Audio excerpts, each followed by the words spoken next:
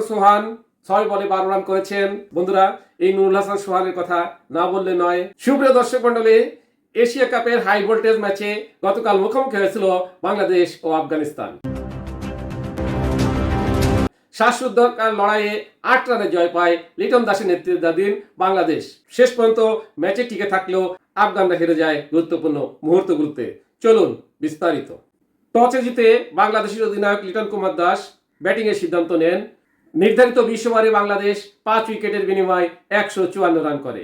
প্রত্যুত্তরে আফগানিস্তান তাদের নির্ধারিত 20 ওভারে সবকটি উইকেট হারিয়ে 146 রান করতে সক্ষম হন। বন্ধুরা, তবে গতকালকে বাংলাদেশের ওপেনিং জুটি খুব ভালো খেলেছে।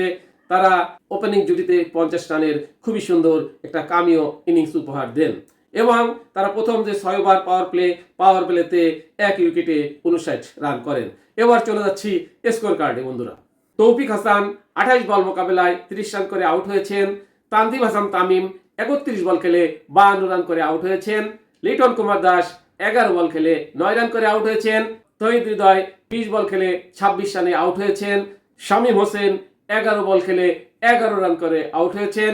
জাকের আলী অনেক 13 বল খেলে 12 রানে আউট হয়েছেন এবং নুরুল হাসান সোহান 6 বলে 12 রান করেছেন। বন্ধুরা, এই নুরুল হাসান সোহানের কথা না বললে নয়।